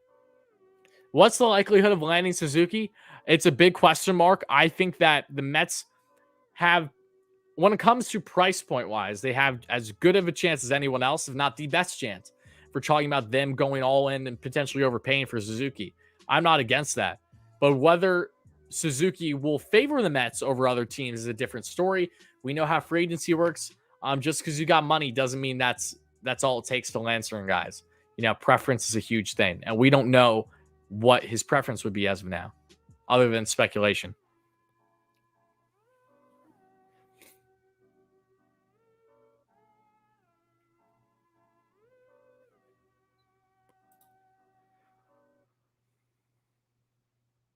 And guys, we're just around 200 likes, so make sure to continue smashing that like and subscribe button if you're enjoying the stream, folks. Again, thank you all so much for the continued support. I hope you guys have been enjoying the stream to this point. Let's go into Starling Marte again, because Marte, again, 33 years of age, coming off of a very good year, 824 OPS. Year prior, in 2020, he had let's see here. In 2020, he had a 841 OPS. No, I'm sorry. He had a 770 OPS in 2020, short year, splitting between Arizona and Miami. He's always been a high average guy, a strong on base guy. 359 on base for, was it 350? No, I'm sorry. Yeah, I'm sorry. He has a 346 for his on base. He has a career 289 average, 797 OPS, so just shy of 800, and that's because of the lack of slugging. He's been solid. Marte's been very good in his career. Very, very good. Had an OPS plus of 130 in 2021, career OPS plus of 116. I really like Marte a lot. I do. I would love it. The Mets could land both Marte and Suzuki. But if I was the one looking at who has potentially the most upside, especially for their price, it starts with Seiya Suzuki and then everyone else. Yeah, there's a lot of teams interested in Mets. I don't think he's going to come back to the Mets. I'll be a little surprised. I would understand why the Mets do it. But I don't know. Something tells me that Mets might not want to return, especially after how he thrived after leaving the Mets, But again, that's just my opinion right now. Blue Squad with the $20 super sticker. Thank you so much for that, Blue Squad. Hype in the chat for my man. Really, really appreciate that. Thank you so much, buddy. Hope you're doing well. You've been a great supporter. Thank you so much for that. It really, really does mean a lot.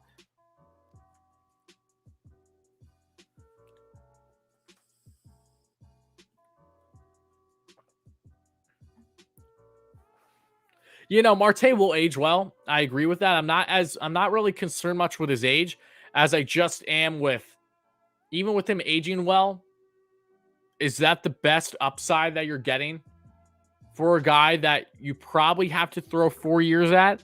There's a lot of teams in on Marte. You probably have to get more than 3. You probably have to have a 4th-year option at least. And you're looking at $75-80 million versus a Seiya Suzuki, where if he lands, the top estimate that I've seen for Seiya Suzuki, like the top to this point, again, it's an estimate, so it doesn't mean it's 100% true, but 5 years, $55 million, including the fee that you have to give up to the Hiroshima Carp, his club. That's another $10 million. That's still only 65 for a guy that's 27, 6 years younger than Starling Marte. So I'm just saying, in this scenario where the Mets have to pick one or the other, I'm saying go for Seiya Suzuki, knowing the upside there.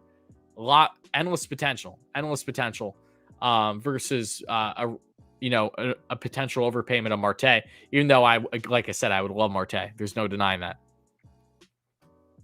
Mets are in a win now mode, absolutely, and they both could help them really, really win now. Again, it's Suzuki is going to be questioned until he's actually starting to play in the league. That's just how it's going to be. Doesn't matter if he lands with the Mets. Doesn't matter if he lands with any other team. Everyone's going to think, oh my goodness, this was a risk. This was a stupid contract. Everyone's going to have those fair share of concerns until he goes out, steps on the plate in the MLB, and either proves himself or he doesn't.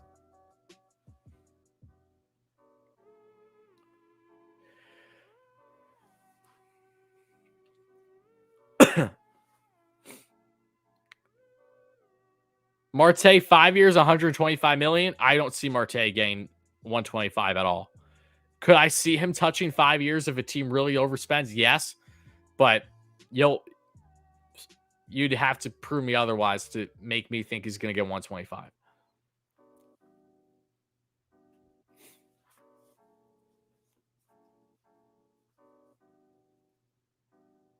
You're talking 25 mil per year for Marte. I don't see that being feasible. Dominic, I've already done an Dominic, if you go on my channel, I've done multiple videos on Byron Buxton. Check them out because they all hold true today. I'm sure that I'll do another in-depth video on him eventually if like need be. But yeah, definitely check it out because I've already deep dived his numbers in the recent past over back at the prior to the trade deadline and last offseason too.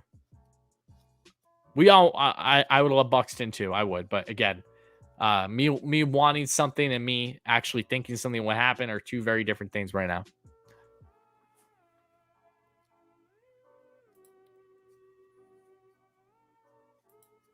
And again, folks, help us get to 300 likes by the end of the stream, whether you're watching this live on replay. So it's always appreciated, folks. The man crush is beyond real for Byron Buxton. Look, we're talking about a defensive player of the year, a platinum glove. Byron Buxton was the only player in 2021. I'm almost certain Byron Buxton was the only player in 2021 to have both his sprint speed and his exit velo in the 90-plus percentile. This man is an anomaly of a player. He makes no damn sense. Literally, if he could just stay healthy for 1 year, it's over for the league. It's over. He will be an MVP finalist if he can stay healthy. There's no doubt in my mind whatsoever. He's that good. We'll go into Byron for a second. All right. We'll go into Byron. Okay. Because he's a stud. This guy's literally, I can't. I just pray that if he does leave the Twins, like if the Twins do trade him, that he doesn't go in the NL East, because the Phillies are desperate for outfield help, and so are the Braves. Would love Byron. They've been connected to him already, and I get nightmares thinking about Byron Buxton in a Braves uniform, because it feels realistic, and I hate it. So I pray that doesn't happen. Hold on.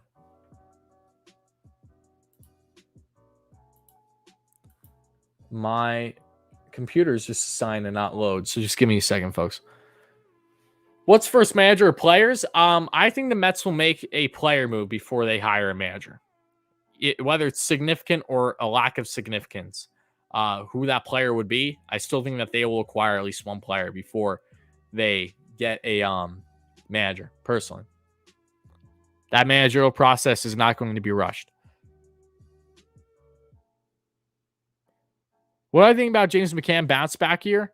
I hope so. I really do. I mean, I expect a lot of Mets to bounce back next year because of just how universally horrid they were offensively this year. Now, I don't expect James McCann to be anything special, but I do hope for his sake that he definitely gets back, at least a more respectable feat than what he did in 2021, because it wasn't anything pretty. We're aware of that. Where's the Popeyes? What do you mean by that? That's actually a little bizarre, Mauricio. I had Popeyes yesterday. You following me? What's going on, Mauricio? But to reiterate to this point, I just want to recap on everything if you guys are watching live. So yes, Aaron Loup did in fact sign a deal, and it's not with the New York Mets. It's with our rivals now. Yes, I will say it. The Angels are the damn Mets rivals. No, not the Dodgers. The damn Angels are a problem. Okay. 2-year deal, 3rd-year option, can be bought out or another year. $17 million total guaranteed on that contract. That's a lot of money. Mets have already been connected to a fellow southpaw reliever, someone that you would have to give up assets in order to acquire, that being Taylor Rogers from the Minnesota Twins. So we'll see if anything comes of that. Unhinged Yankees in the chat. As always, thank you so much for being here, my man. Of course, you're doing the spam of the Thor because I expect nothing less. Let me see here. I need to get rid of the Noah emojis. I just realized that. So Unhinged Yanks, use them while you still can because they'll be gone hopefully for next stream. Oh, you know what? I have those there from Noah because he pitched in the final couple games of the season for the Mets. That's why I had them there for that exact reason.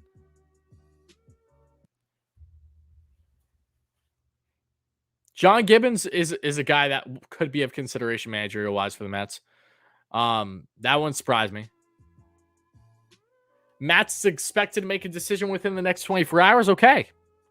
Let's see if it's the Mets or not.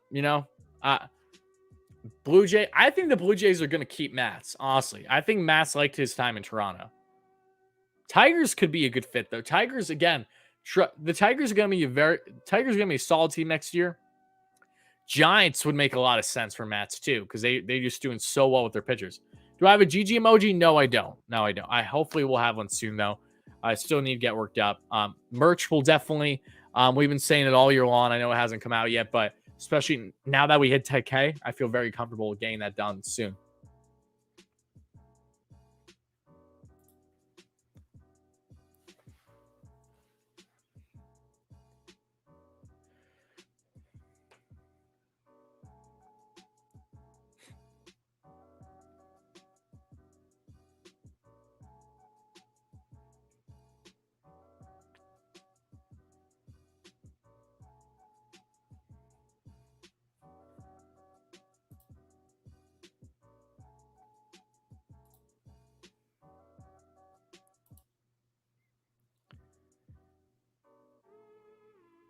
Oh, Michael, thank you so much for the kind words, my man. Appreciate that. Appreciate the support, buddy. Hope you're doing well. Thank you for being here.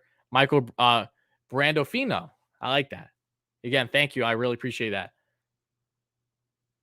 Matt's anywhere but NYC.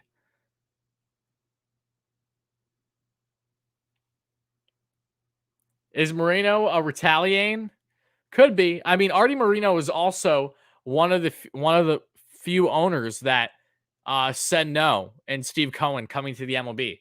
Marino's a schmuck, kind of a piece of shit. I'm gonna just be honest with you. I'm not even afraid to say it.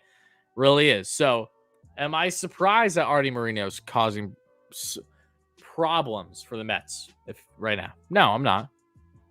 And do I think it would really piss him off if Billy Epler thrives with the Mets? Yes, I do. So, further incentive for Billy to get the ball rolling and actually have success with the Mets as their GM.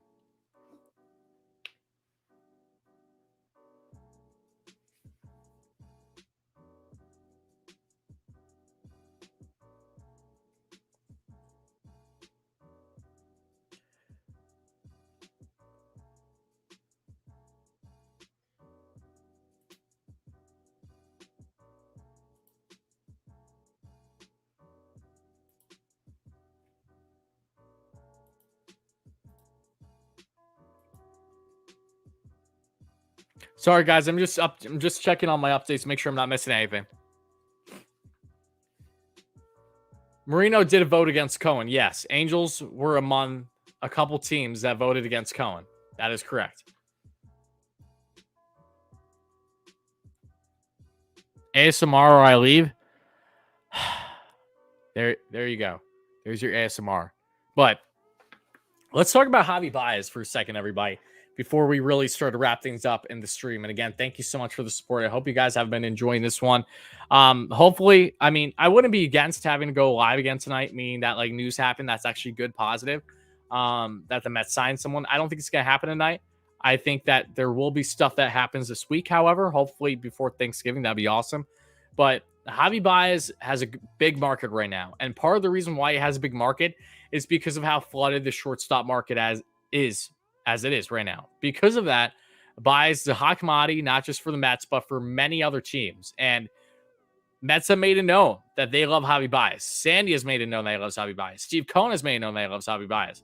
Billy Epler, I'm sure that he's going to get that heavy influence from ownership.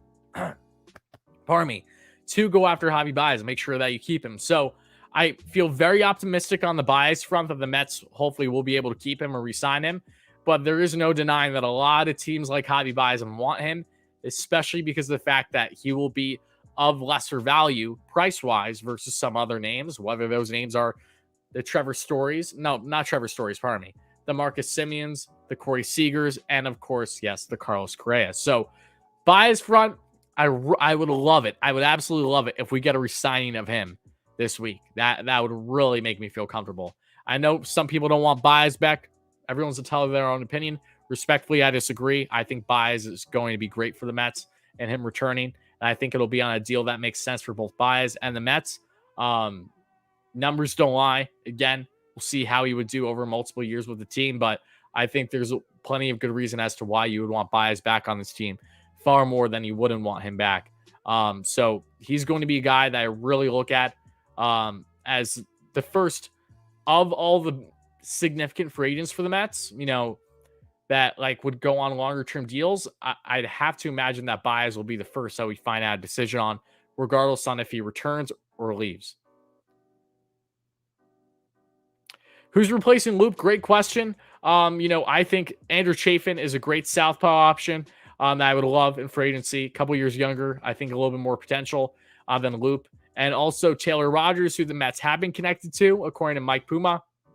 The southpaw from the Minnesota Twins would be an awesome fit. They've shown interest. They would have to trade for him, however, because he's arbitration eligible this year. So I don't know exactly what kind of assets you're looking at giving up for him. Maybe that could be the start of a big deal, potentially working with the Minnesota Twins. We'll see. Maybe I'll touch on that in a video or something. But Mets do have options southpaw-wise. They just need to make sure that they actually get it done. Baez to the Yankees confirmed? Yes. Okay. Yeah, like the Yankees actually want someone like Javi Baez. I feel like Baez just has too many tats to even be of consideration for the Yankees. Like, you guys don't allow facial hair to begin with. Baez is not going to cut that goatee. Boy, you want him to get rid of his MLB logo tattoo on the back of his neck? Keep dreaming, Pat. It's not going to happen.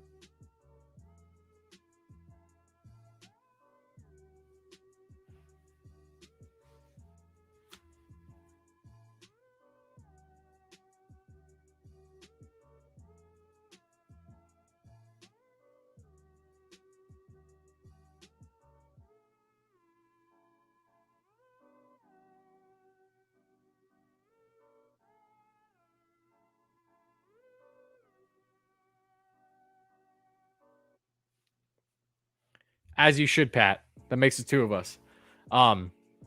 Give me Chafin. Yeah, I would be in favor of Chafin as well. I really would. But, folks, let's just open this up to a complete Q&A because we touched on everything that needed to be touched on, specifically in the live stream. Again, I really want to thank everyone so much that has been a part of the live stream, for the donations, for the kind words on the 10K subs. Like I said, a massive video will be coming out on the channel either Tuesday or Wednesday regarding the number 10 in particular. So stay tuned for that. But just know how much I love and appreciate all you guys for the continued support. But let's get into some comments. If you guys have any specific questions regarding free agency right now, let's just open up to a normal Q&A for a bit before I get out of here. Liam, I'm doing great, my man. Hope you're doing well too. Thank you for being here. Again, would you scream if the Angels sign another starting pitcher? I wouldn't scream. I mean, if the Angels took Marcus Stroman, I'd be pissed. I would. Just because, they took everything from us then. I would not be happy about that. I want to see Trout and Ohtani in playoffs. That's for certain. I just don't want to see them have to single-handedly get there because of acquiring all the Mets pitching. That's not fun. Oh, Ryan, thank you, my man. I want Baez back. That makes the two of us, Mike Bartholomew. I like that name. JT Ginn is very underrated. Yes, he's very underrated starting pitching prospect for the Mets. That should not be dealt with. Castellanos or Conforto? Mets should consider Castellanos. I agree that they should, but they probably won't because they have to give up a first-round pick to acquire him. And Castellanos is not really much of a defender. Castellanos is the prime fit for a DH. I see so much similarities between him and a guy like JD Martinez, like a lot.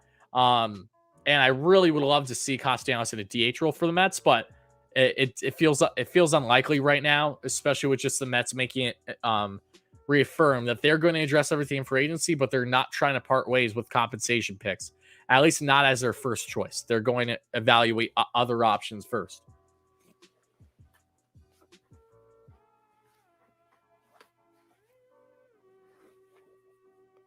Thank you, Vinny. I appreciate that. Who would I rather have, Brian or Jram at the hot corner? Jram, it's not even a discussion, Vinny. I know that you'll have to give up an arm and a leg to acquire Jose Ramirez, but he's simply a talent that very few teams would have the luxury of having at their third base. Love Chris Bryant, but he's no Jose Ramirez. And knowing that he would be able to rekindle his not just friendship, but play with Francisco Lindor, chemistry is a big thing when it comes to actually performing. Not talking about clubhouse, but actual performance. Having an idea of the people that you're working with and knowing that you can work with them well when it matters most on that field. Yeah, I would love Jram back with Lindor. It's really he's top choice for base wise, but he's also very unlikely because you would have to, like I said, give up an arm and a leg for him. Yes, that would be insane, Joey. Would the Mets give up Alvarez for Jram? No. They have assets to acquire Jram without giving up Alvarez. And the Mets are not going to give up Alvarez. So if Alvarez was demanded in a deal, the Mets would just hang up the phone. Thoughts on Justin Bieber at shortstop? Considering the Yankees' piss poor options right now, knowing that Glaber doesn't have a glove, if it smacked him in the face at short, I'd have to imagine that Justin can actually be a bit more versatile and be a better defender than what you could ever expect Glaber from. So I don't think it's a bad option. Get him on, maybe a 4-year, $66 million, maybe. Anyone who doesn't want Baez has no clue what defense can do for your pitching staff. I mean, that's a fair argument. It is. Trade with A's for Manaea, Chapman, and Triviano. Sign Starling Marte, Kevin Gausman, Marcus Stroman, and Seiya Suzuki. That would be a great offense that makes Mets competitive and keep top prospects. You would have to give up prospects in the Manaea Chapman deal. Keep that in mind. You wouldn't part ways with all of them, but Mauricio would definitely be a part of that deal. And he would definitely be a headliner of that. And you might have to part with someone like Vientos even too. I don't really know exactly what would be the best fit for a trade like that asset-wise, but I find it hard to believe that you wouldn't have to cough up Mauricio on that. I would find it hard to believe. For Billy McKinney, who says no. Angels are becoming overzealous with ex-Mets, Thor and Loup. Who's next?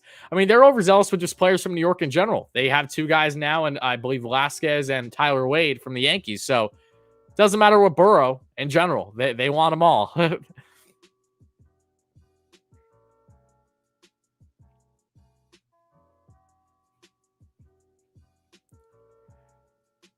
Oh, what's up, Nelson Espada? How's it going, my man? I hope Javi Baez stay with the Mets. I like Baez Lindor combo. I do too. Makes sense that you would, especially if you're Puerto Rican. I mean, I'm not Puerto Rican, but I feel like I am when I see them and their 1-2 punch. They're just electric. I love it. I love a Puerto Rican infield. I think that's awesome for this team. I believe that the A's are more concentrated on shedding payroll than that. If the Mets agree to take on all the salaries coming to NY, most Mets would have to offer is Vientos. I think it would be more than that. And the reason why is other teams will have interest here. Okay. Especially for Manaea. He would garner a solid market because Manaea is a very hot commodity as a really strong flame-throwing southpaw who has some nasty wipeout stuff. So, he shoves. As long as that guy's healthy, he's a stud. Jram is Jose Ramirez, the third baseman for the Cleveland Guardians. Yeah, it's weird to say. Going to take me a little bit to get used to that. What are my thoughts on a package for Olsen? You lost me at Olsen. Not happening. Mets aren't even going to sniff the potential of landing Matt Olsen. Yankees will. Yankees very well might end up with Olsen, but no, not happening. Mets don't have the assets to cough up prospect wise to land Olsen. And as much as Olsen's amazing, it's not a position of need for this team right now. So not happening. Oh my God. You know what?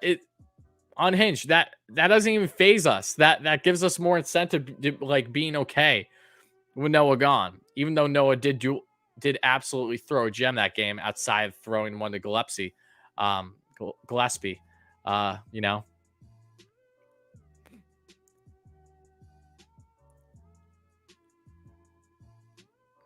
Jram for Beatty, not happening. And the reason why it's not happening is because the Guardians aren't picking up the phone.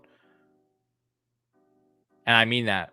Beatty's a stud, but to think that Cleveland's is going to trade one of the best third basemen in baseball for a prospect who has yet to hit the bigs, not a chance. One for one, not happening. Thoughts on a cheaper option like Kyle Seager? Seager wouldn't be horrendous, but he definitely wouldn't be my favorite pick at all. I think I would only be content with Seager if you really just went all in on every other aspect of this club. But, you know, I get it if you want him as a stopgap for Beatty. That is feasible. Like, I understand that for sure. But outside of that, I still think that you could potentially go down other routes that make more sense to Kyle Seager. I really do.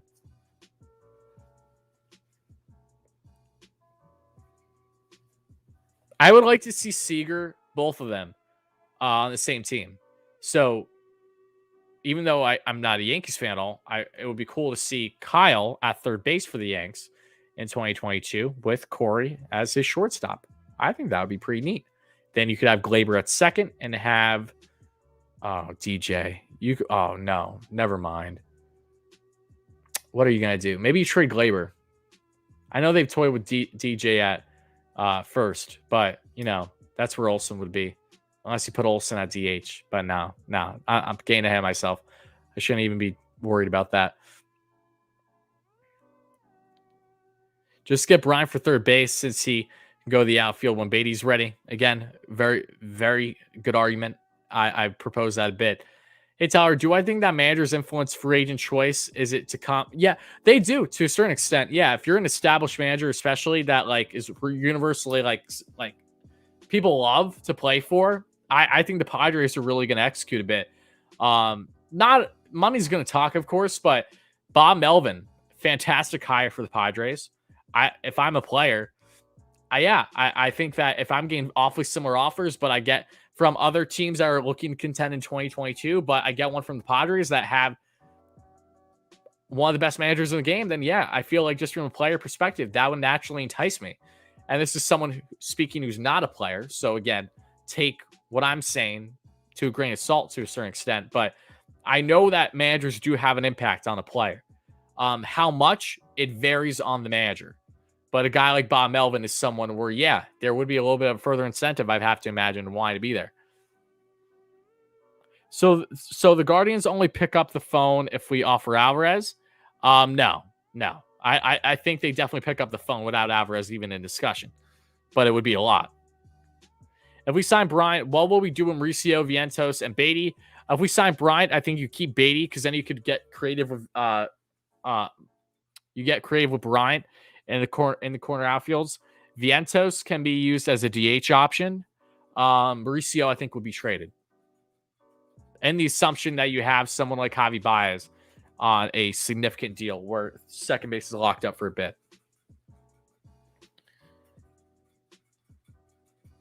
WardyNYM, you would like that, Pat, wouldn't you? What's up, Wardy? What is up, Nolan? How's it going, my man? Thank you for chiming in, buddy.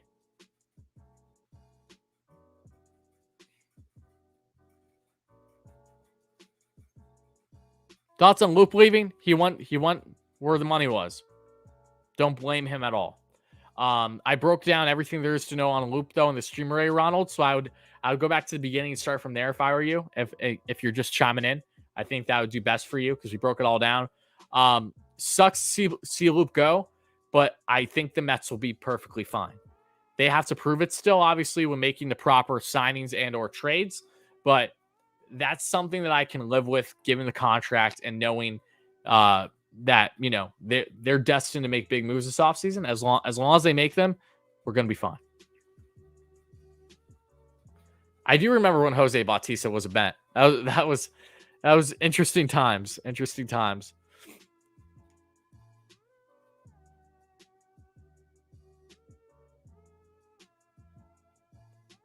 Cleveland isn't going to move Jram until the trade deadline. It would make perfect sense for them not to move him until the trade deadline. I agree. You're probably looking at the most value at the trade deadline for him, as long as he's having a good season. Just keep that in mind. They better hope that he's not in a scenario where he has a slight down year, which, again, I don't expect. But, yeah, if he's thriving, yeah, you're looking at like another type Max Scherzer, Trey Turner deal where you're getting significant assets in return for someone like him. Is Mauricio top talent? Prospect-wise, absolutely, yes. But he's a man without a position on this team right now. That's the issue.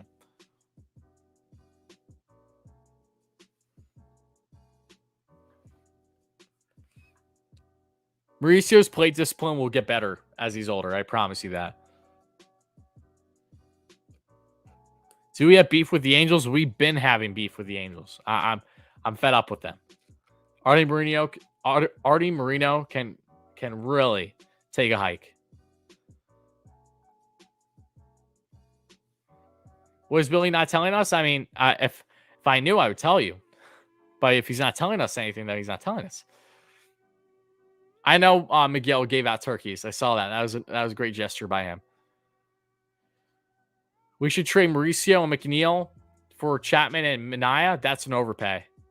100% an overpay. I think the Mets can get a deal done for Chapman and Minaya without parting ways with both Mauricio and McNeil. It would cost different assets, but I definitely think that you can do that deal without even giving up McNeil.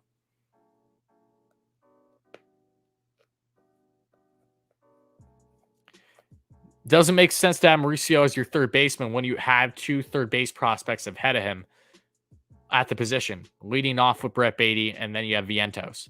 So if the Mets didn't have that depth at third base, yes, 100% agree. Mauricio makes perfect sense at third base. But the Mets have this guy like Brett Beatty, and he's kind of a big deal, and he's better. So, you know, it's unfortunately for Mauricio's case, right now he's like many Mets this past season and years before, a guy without a position on this roster. You know, long term, especially. You know, Mauricio could play second base, but he's only playing second base if the Mets need him to play second base. If Javi Baez is locked up for 4 or 5 years at second base, odds are he's not having any opportunities there either. I don't want them to trade any of those three either, but if there's one that feels rather likely, if the prospect would be traded, it would be Mauricio.